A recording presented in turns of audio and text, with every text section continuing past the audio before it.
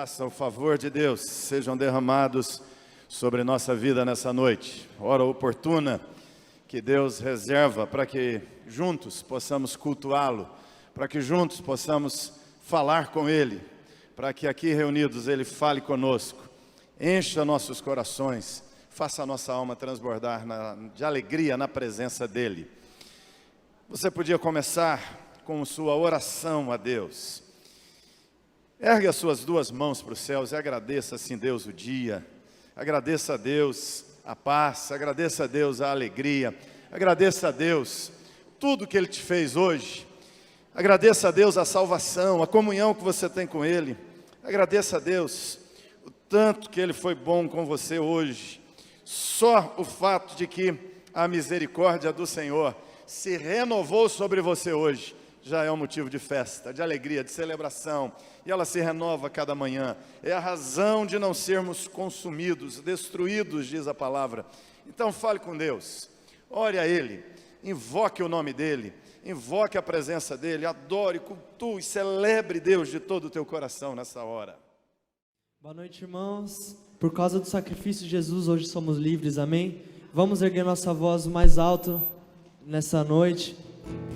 Cristo move as montanhas e tem poder para salvar, tem poder para salvar, para sempre, autor da salvação.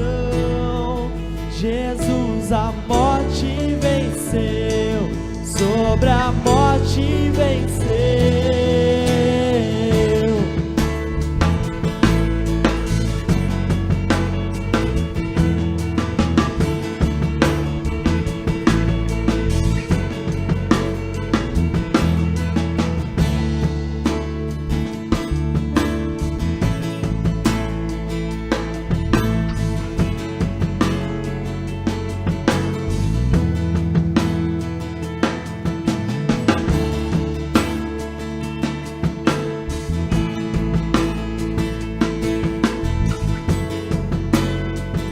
Vamos do início.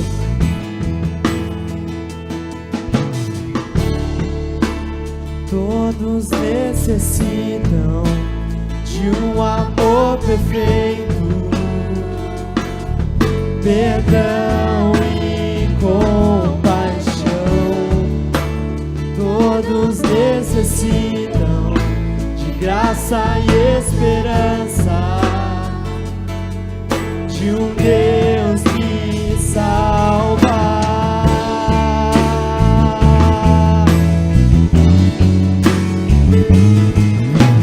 Cristo move as montanhas e tem poder para salvar, tem poder para salvar, para sempre, autor da salvação.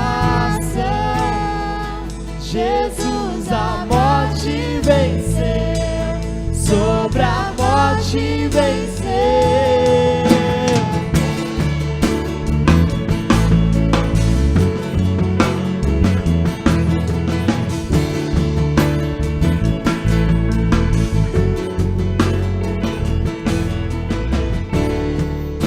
Me aceitas com meus medos, falhas e temores. Enche-nos, Deus,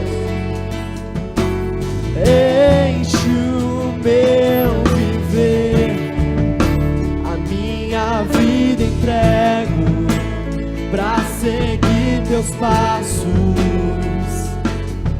a ti me rendo.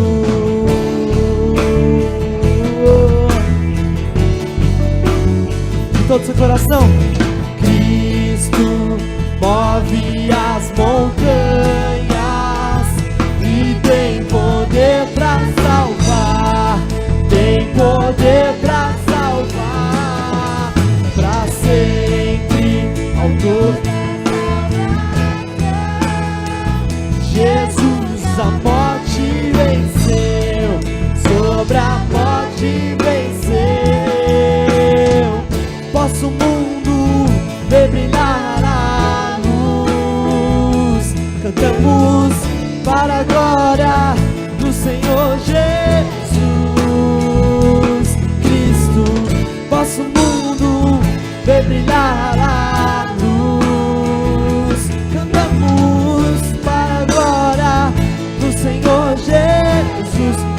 voz, vamos. Cristo, vem brilhar a luz. Cantamos para a glória do Senhor Jesus. Cristo, posso o mundo ver brilhar a luz. Nós cantamos, Deus,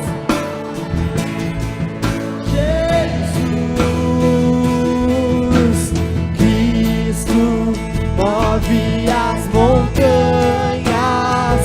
e tem poder pra salvar. Tem poder pra salvar, pra sempre. Jesus a morte venceu, sobre a morte venceu.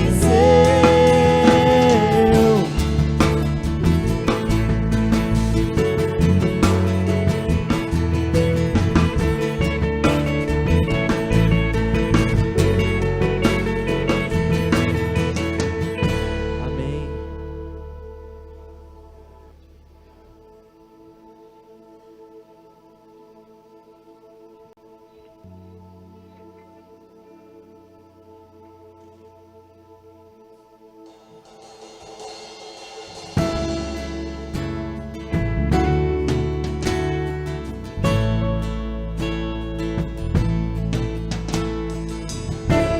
Não há outro como tu, Jesus. Deixou sua glória por mim, se fez desprezível por mim, levou todo o fardo que era meu, levou o pecado que era meu, me deu sua paz pra sempre, me deu alegria pra sempre, me deu sua vida pra viver, me deu sua graça pra vencer. Jesus, toda a glória somente a ti. Jesus, toda a glória somente a ti. Não há outro igual a ti. Tu és o Rei da glória. Tu és o Rei da glória. A minha vida dou a ti. Tu és o Rei da glória. Tu és o Rei da glória.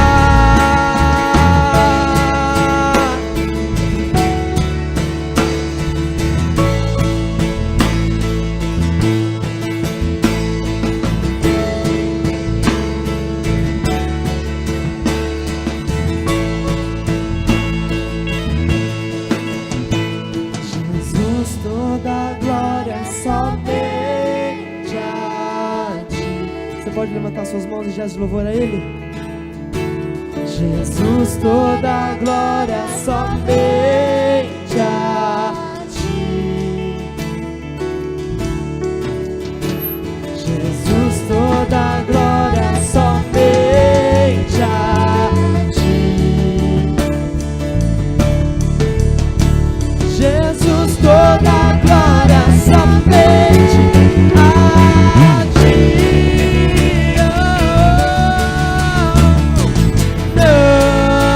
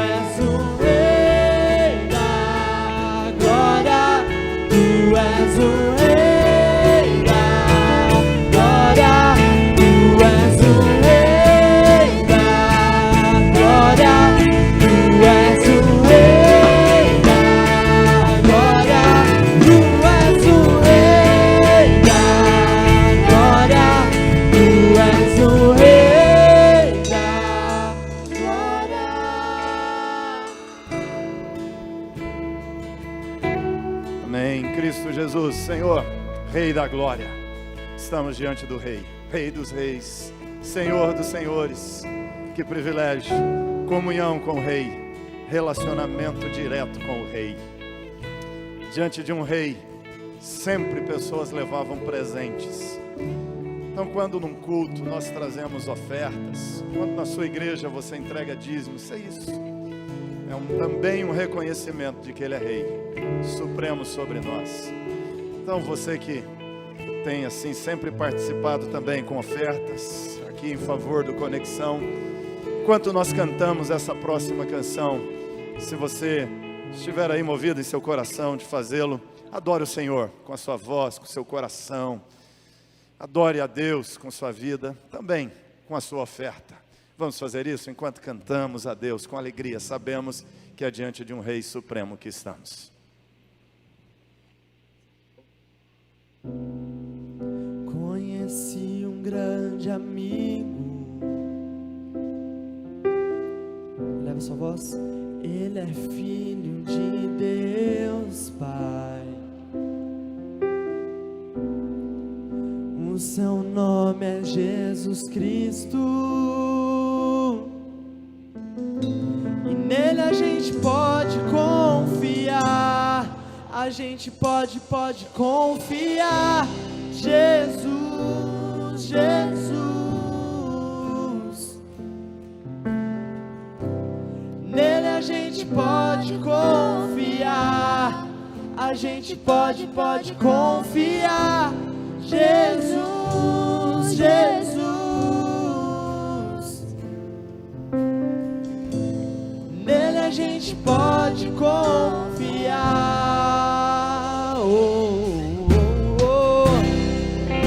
Conheci um grande amigo. Ele é filho de Deus Pai, Deus Pai. O seu nome é Jesus Cristo. Nele a gente pode confiar. A gente pode confiar. Jesus, Jesus. Nele a gente pode confiar.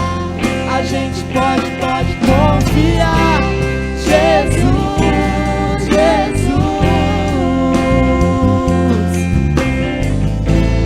Nele a gente pode confiar.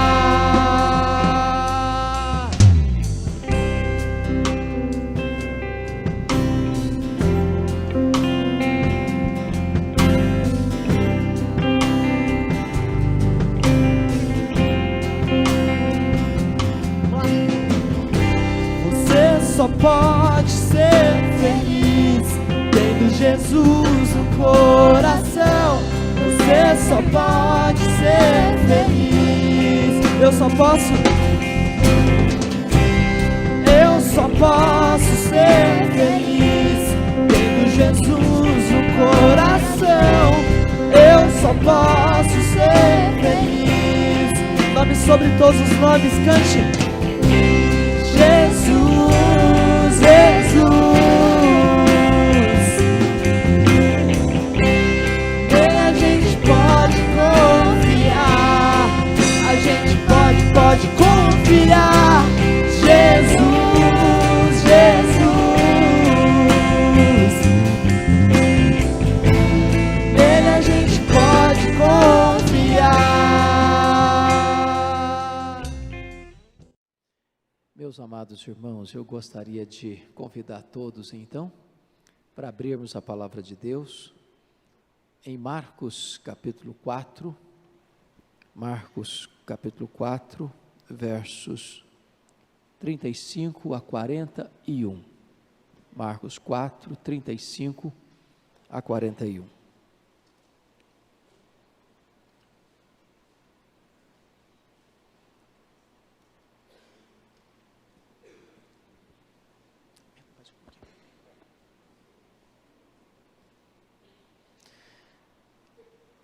Está escrito: naquele dia, sendo já tarde, Disse-lhes Jesus: passemos para outra margem. E eles, despedindo a multidão, o levaram assim como estava no barco, e outros barcos o seguiam. Ora, levantou-se grande temporal de vento, e as ondas se arremessavam contra o barco, de modo que o mesmo já estava a encher-se de água. E Jesus estava na popa, dormindo sobre o travesseiro. Eles o despertaram e lhe disseram: Mestre, não te importa que pereçamos? E ele, despertando, repreendeu o vento e disse ao mar: acalma-te, emudece. O vento se aquietou e fez-se grande bonança. Então lhes disse: por que sois assim tímidos? Como é que não tendes fé? E eles, possuídos de grande temor, diziam uns aos outros: quem é este, que até o vento e o mar lhe obedecem? Meus amados, eu gostaria de afirmar, à guisa de introdução, 4 coisas aqui. Primeiro, as tempestades da vida são inevitáveis. E elas chegam para todos. Elas chegam para as pessoas crentes e descrentes, para as pessoas ricas e pobres, para as pessoas cultas e iletradas, para as pessoas da terceira idade e para as pessoas que estão começando a vida. Ninguém passa incólume, livre, ileso das tempestades. Elas chegam. Elas vão chegar. Segunda coisa é que as tempestades são imprevisíveis. Elas chegam quando nós não esperamos. Elas chegam sem mandar aviso prévio. Elas chegam sem tocar campainha.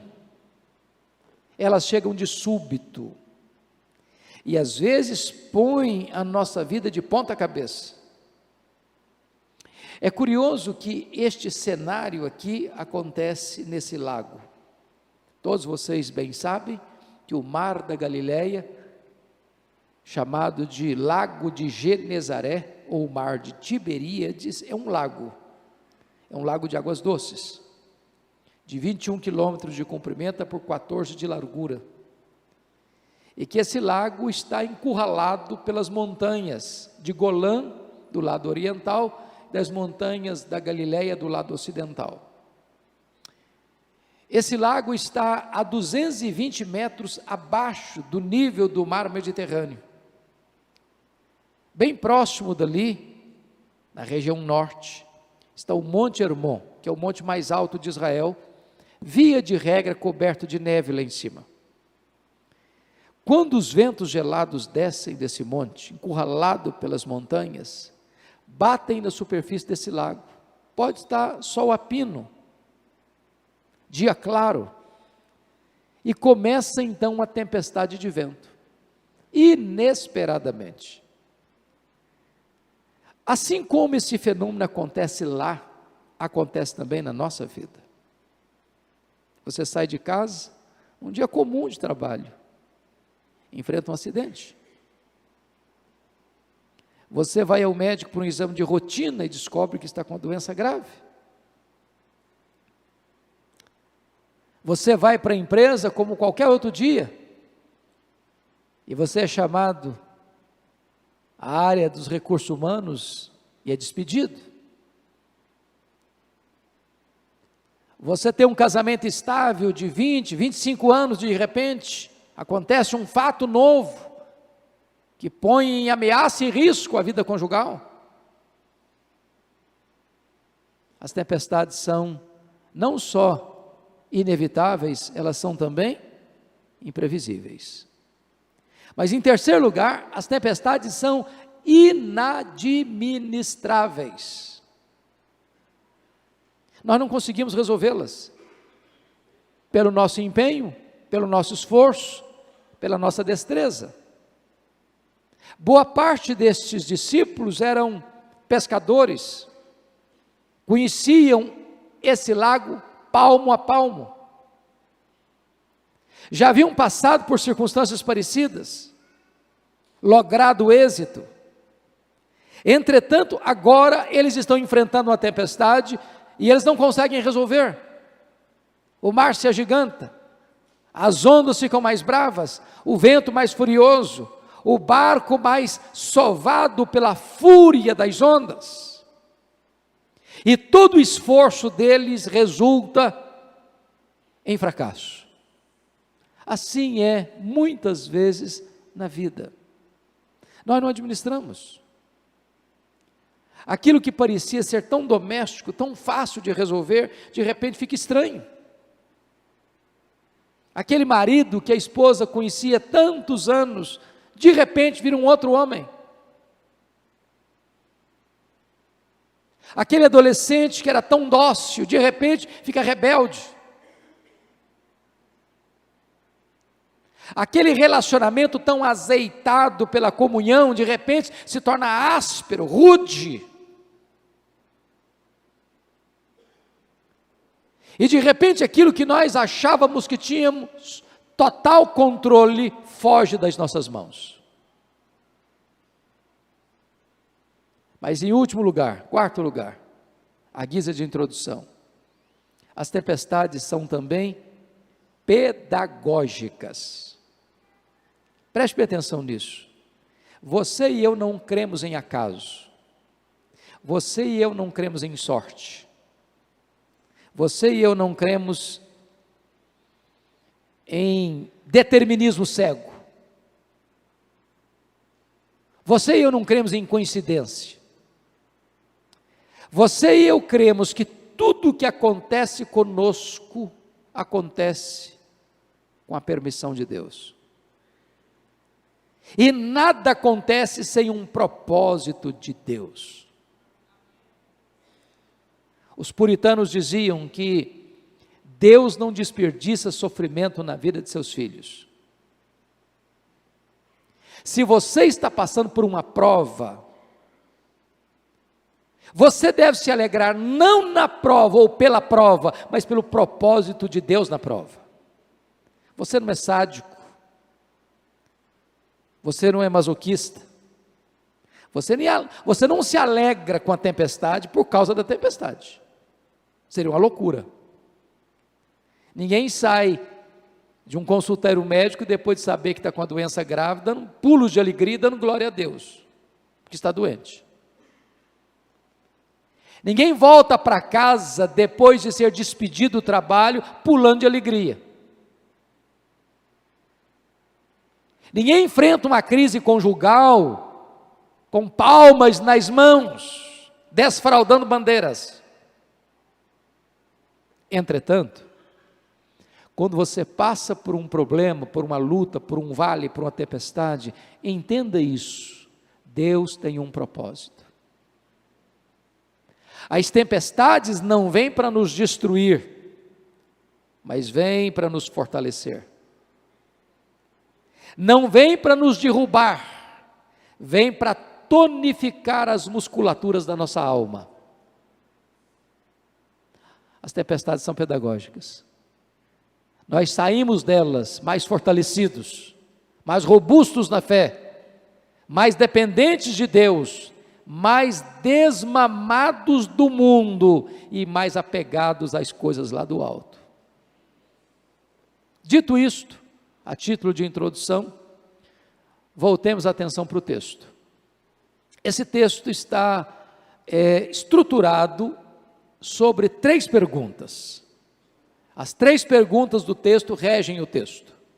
Confiram comigo, por favor. A primeira pergunta está aí no verso de número 38. É a pergunta dos discípulos desesperados a Jesus: Mestre, não te importa que pereçamos?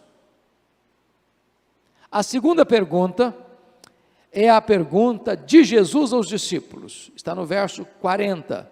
Por que sois assim tímidos? Como é que não tendes fé? E a terceira pergunta que rege o texto É a pergunta entre os discípulos. No verso 41, quem é este que até o vento e o mar lhe obedecem? Essas 3 perguntas regem o texto, e sobre elas é que eu quero conversar com vocês nesta noite. Notem vocês que Jesus tinha ensinado todo aquele dia as parábolas do reino. E se você já falou um dia inteiro, você sabe que isso produz um cansaço físico, mental, emocional, uma espécie de esgotamento. Depois dessa lida, Jesus entra no barco com os seus discípulos e diz assim: passemos para outra margem. Dado o comando, dada a ordem, ele vai lá para trás do barco, deita e dorme. No meio da viagem, surge a tempestade. Eles tentam resolver o problema, sem incomodar o mestre. Vamos deixar o mestre descansar, trabalhou o dia todo, está cansado, a gente resolve isso é com a gente. Temos experiência, temos conhecimento, temos destreza, agora é com a gente. Eles tentam, eles lutam, eles se esforçam, eles fracassam. Quando eles estavam na iminência do naufrágio, tomados de medo, de pânico, de desespero, eles vão lá e fazem uma pergunta a Jesus num tom de censura: mestre, não te importa que pereçamos? Não estás vendo o perigo? Não percebes o que estamos passando? Não vais fazer nada? Vais continuar aí dormindo? Sabe qual a sensação que eu tenho? Que esta é a minha pergunta e a sua também. Toda vez que a gente está passando uma crise, a sensação que a gente tem é que a gente está sozinho na luta.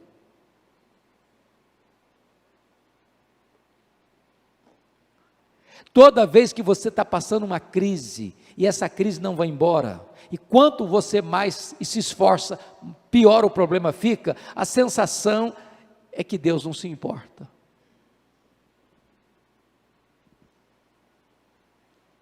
Essa é a nossa angústia, irmãos. Essa é a nossa angústia. Agora, notem comigo, por que que esses homens fazem esta pergunta?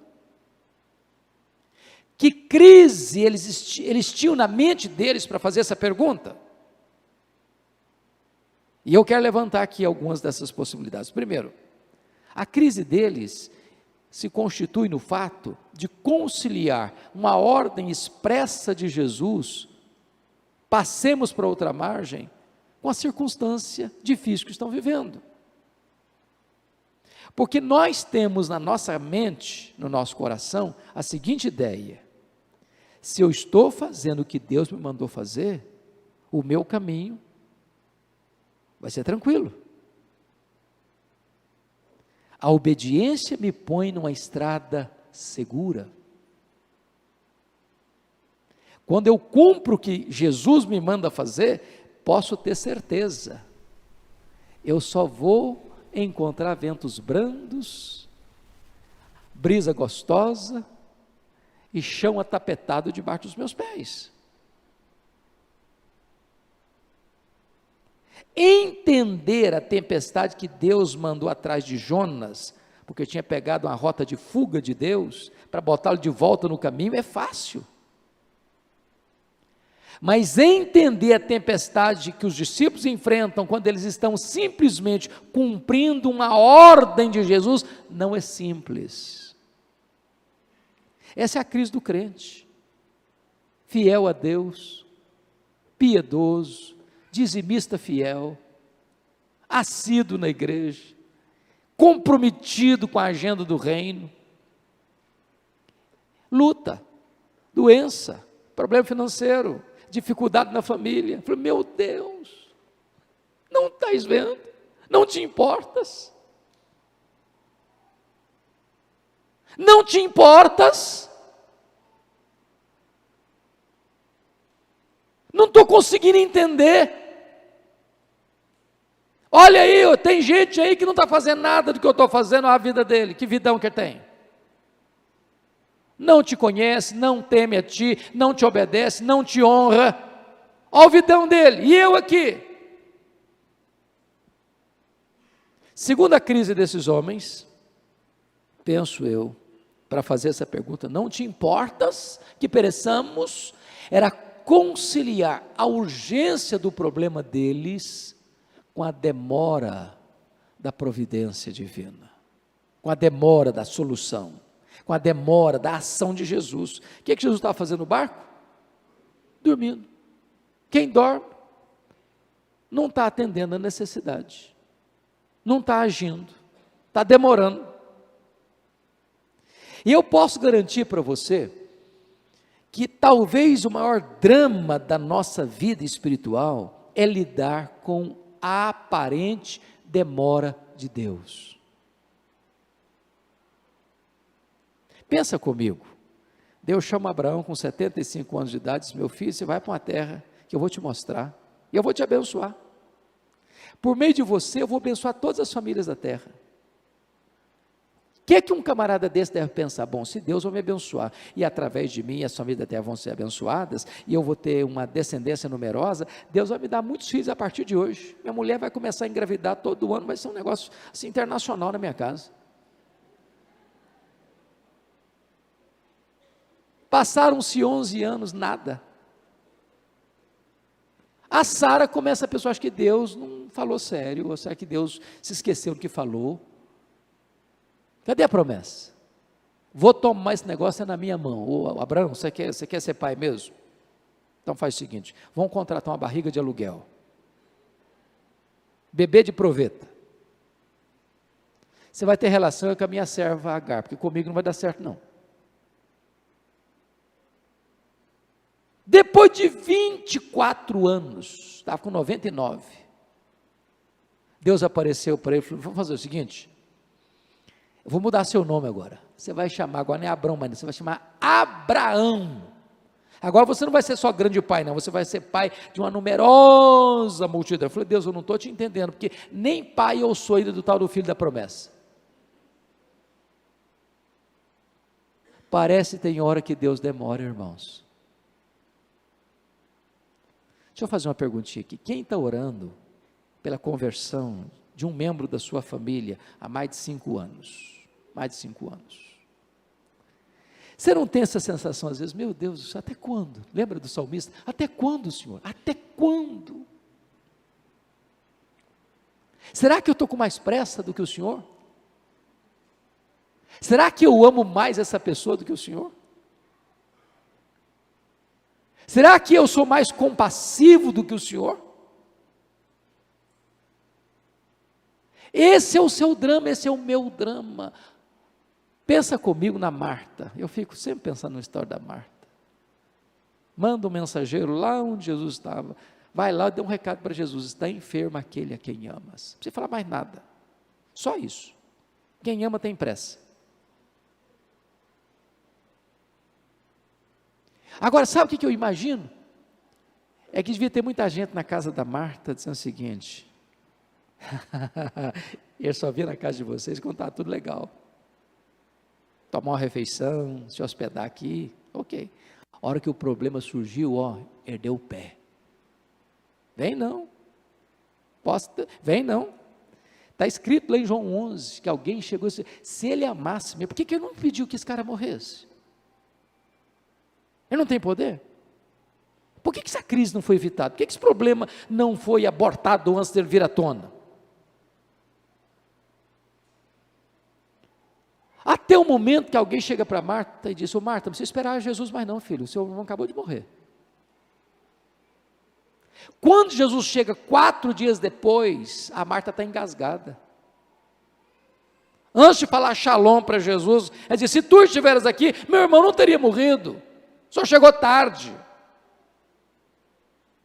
Conciliar a urgência da minha necessidade com a demora de Deus, não é simples. Mestre, não te importa que pereçamos?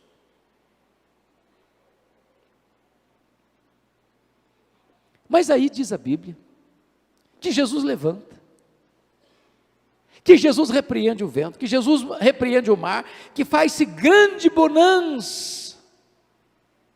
E então ele se dirige aos seus discípulos na segunda pergunta: por que vocês estão com medo? Vocês não têm fé, não? E se você e eu estivéssemos lá, seríamos diferentes deles? Ô gente, eu fiz um único cruzeiro na vida, cruzeiro de verdade, um congresso a bordo, há alguns anos, e eu prometi a mim mesmo nunca mais fazer outro na vida, prometi, passei muito medo, aquelas ondas de 4 metros que invadiram alguma cidade, eu estava dentro do navio, um enjoo que tomou conta de todo mundo, que era um negócio assim horroroso, que vocês, ou você dorme ou você morre.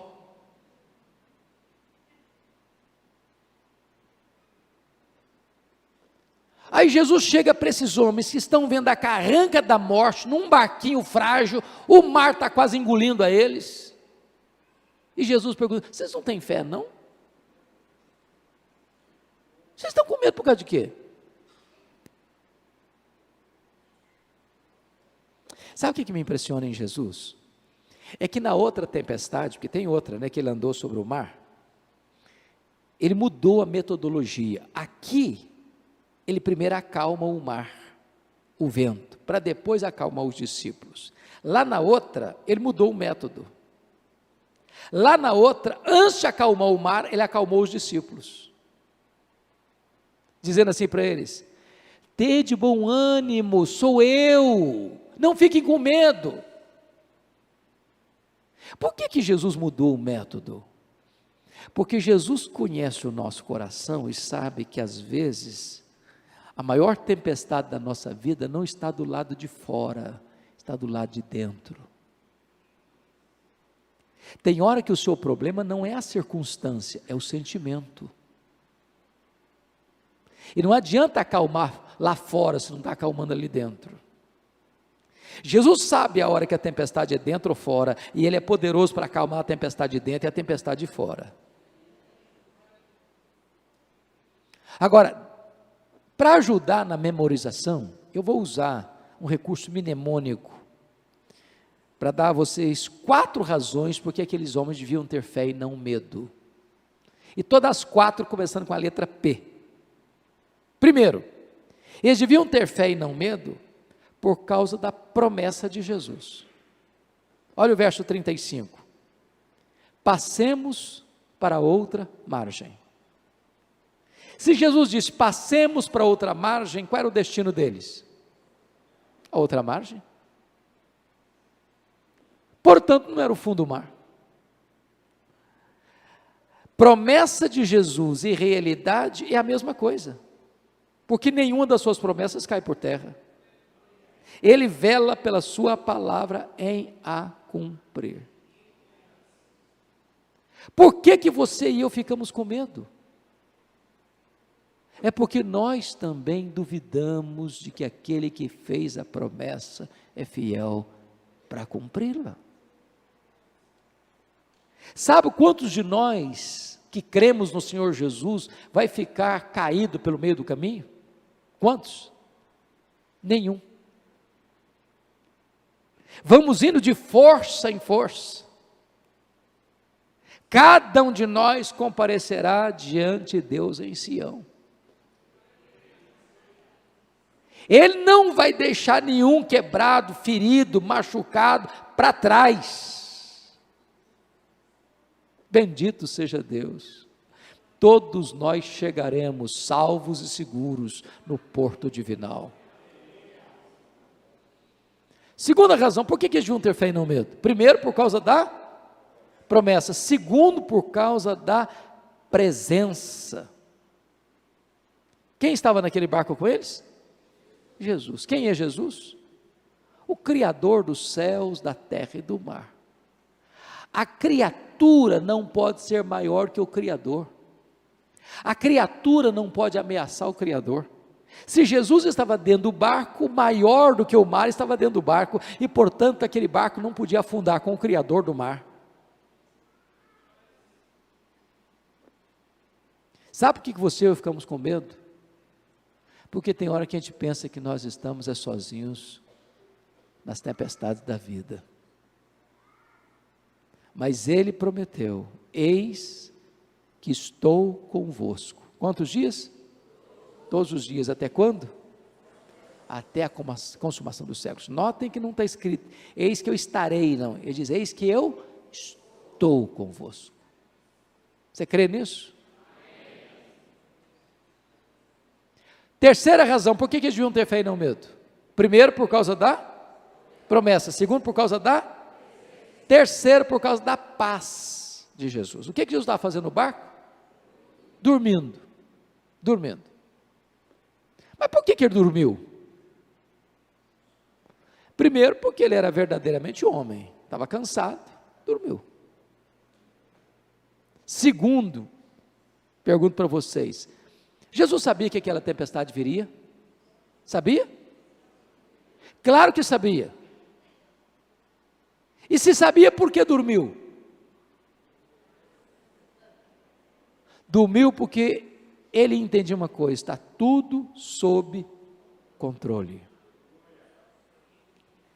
Paz, irmãos, paz não é ausência de tempestade. Paz é a certeza de que tudo está sob controle na tempestade. Tem muita gente que pensa que paz é paz de cemitério. Você quer um lugar que não tem conflito, não tem briga, não tem discussão, não tem vaidade, ninguém luta para ser maior que ninguém? Cemitério. Uma paz completa, mas também não tem vida.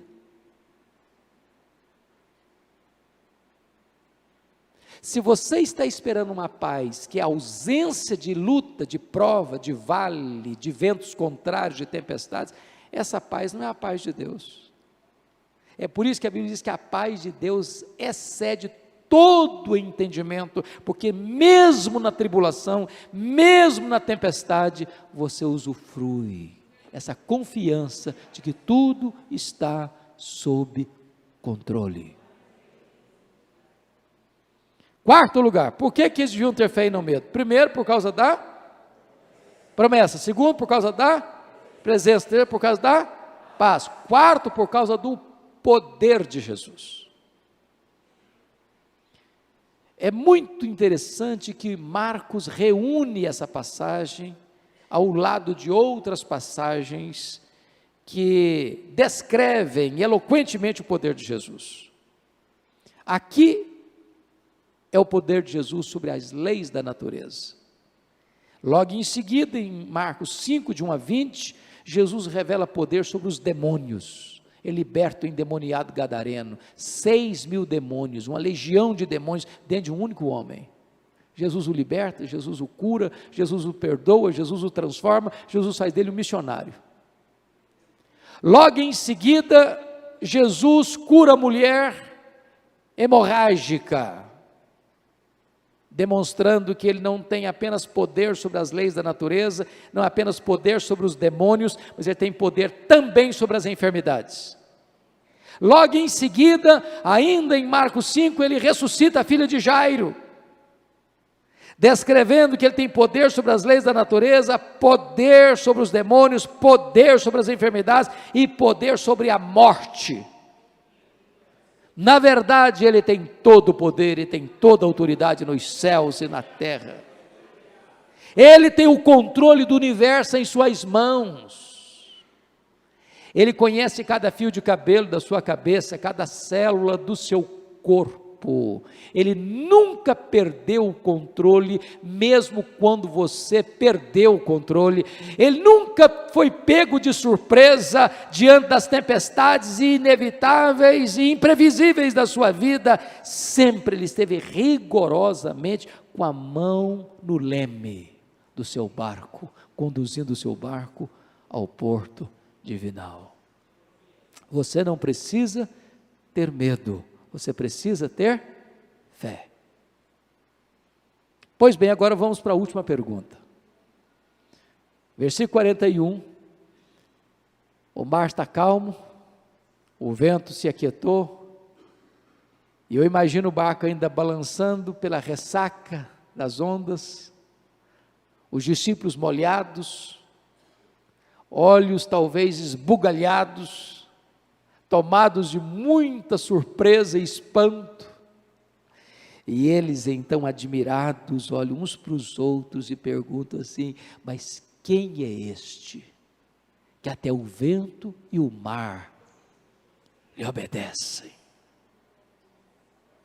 Espanto, admiração, reverência, adoração. Quem é este? E nós poderíamos responder nesta noite: este é aquele que com o Pai e o Espírito Santo, antes da fundação do mundo, reinando em glória plena, traçou um plano perfeito, uno, eterno, vitorioso, de criar o universo, de criar-nos a sua imagem, a sua semelhança, e de amar-nos com amor eterno, para atrair-nos para Ele mesmo com cordas de amor. Este é aquele por meio de quem todas as coisas foram criadas, e sem Ele nada do que foi feito se fez. E trouxe à existência as coisas que não existiam, este vastíssimo e insondável universo. Este é aquele que foi prometido no Éden: da semente da mulher nascerá aquele que esmagará a cabeça da serpente.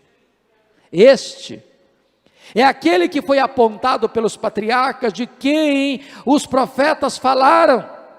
Este é aquele que foi simbolizado pelo Cordeiro da Páscoa, o Cordeiro sem defeito, cujo sangue no batente das portas livrou os primogênitos da morte.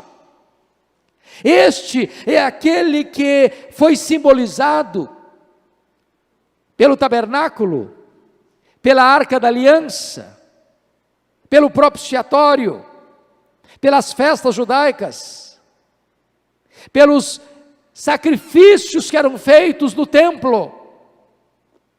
Este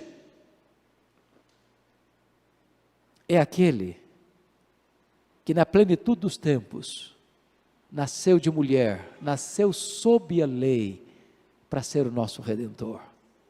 Este é o Verbo de Deus, eterno, pessoal, divino, autoexistente, Criador, luz que ilumina todos os homens, por meio de quem nós temos a vida eterna. Este é aquele que veio até nós, fez-se carne, habitou entre nós, cheio de graça e de verdade. Este é aquele que, sendo Deus, se fez homem, sendo eterno, entrou no tempo, sendo infinito, tornou-se um bebê, sendo Rei da glória, veio para se fazer servo e dar sua vida em resgate dos seus filhos e do seu povo. Este é aquele que vestiu pele humana, que calçou as sandálias da humildade, que pisou o nosso chão, que bebeu a nossa água, que comeu o nosso pão, que chorou as nossas lágrimas, que sentiu a nossa dor e que carregou sobre o seu corpo no madeiro os nossos pecados. Este é aquele que andou entre nós fazendo o bem e libertando os oprimidos do diabo. Os cegos viram, os coxos andaram, os mudos falaram, os surdos ouviram, os leprosos foram purificados, os endemoniados foram libertos e os mortos ressuscitaram. Este é aquele que não levou em conta a ignomínia da cruz, pela alegria que lhe estava proposta, a alegria de nos conquistar com o seu amor e de nos redimir com o seu sangue. Este é aquele que carregou sobre o seu corpo no madeiro os nossos pecados. Aquele que se fez pecado por nós, maldição por nós, para nos dar a vida eterna. Este é aquele que morreu na cruz. Este é aquele que matou a morte com a sua morte, e venceu a morte, e arrancou o aguilhão da morte, e ressuscitou gloriosamente. Este é aquele que vai voltar, visivelmente, audivelmente, inesperadamente, repentinamente, poderosamente, gloriosamente, vitoriosamente. Este é aquele que vai fazer com que seu reino de graça seja transformado no seu reino de glória, e todos os reinos do mundo serão do Senhor e do seu Cristo, e ele será exaltado para sempre, e sempre, e sempre. Este é o nosso glorioso e grande Deus e Salvador, Jesus Cristo, a razão da nossa vida, a nossa esperança. Quem é este? Nem toda a eternidade será suficiente para darmos uma resposta plena a esta pergunta, porque por toda a eternidade nós o conheceremos, nós o admiraremos, nós o exaltaremos e nele nos deleitaremos para sempre e sempre e sempre. A ele a glória, o louvor e a honra, hoje e eternamente. Amém. Os pastores aqui ergam as mãos assim, o pastor Edivaldo vai orar e depois a bênção. Vamos orar? Deus, nós te agradecemos pelas nossas vidas, te agradecemos por esse dia, por essa noite, por estarmos na tua casa, te louvando, te adorando, te bendizendo, na beleza da tua santidade. Te agradecemos, ó Deus, porque em meio às tempestades da vida, podemos acreditar na tua presença, na tua promessa, na tua paz e no teu poder. De fato, o Senhor está conosco, Ele assim o prometeu e disse que estaria todos os dias até a consumação dos séculos. Ajuda-nos, ó Deus, para que confiemos, para que acreditemos e descansemos nas promessas do Senhor Jesus. Tu és nosso Deus, nosso Senhor, nosso Pai. Todas as coisas estão debaixo das tuas mãos, dos teus pés e do teu poder. Cremos em Ti, cremos na Tua graça. E no apagar das luzes de 2017, pedimos a Tua graça para o ano de 2018. Que sejamos bênção, que vivamos, ó Deus, para a glória do Teu nome. Que Te exaltemos, que façamos a Tua vontade e que sejamos canais, bênçãos, instrumentos nas Tuas mãos. Abençoa-nos, ó Deus, abençoa o Teu povo que está aqui na frente, cada um de nós. Dá-nos da Tua graça, da Tua paz. Renova o nosso compromisso, a nossa aliança, que estejamos nos esforçando a cada dia para vivermos mais parecidos com o Senhor Jesus. Ajuda-nos, ó Deus, despede-nos em paz, leva-nos em paz para casa, abençoa a nossa semana, as nossas casas, as nossas famílias, as nossas igrejas, e que a cada dia estejamos rendidos aos Teus pés, para a glória do Teu nome, em nome de Jesus. Amém. Recebei a bênção. E agora, irmãos, ide em paz, e que a graça do nosso Senhor e Salvador Jesus Cristo, o amor de Deus, o nosso Pai, e a comunhão que há no Espírito Santo, repouse sobre todos vós e sobre todo o povo de Deus espalhado pela face da terra, agora e para todo sempre. Amém.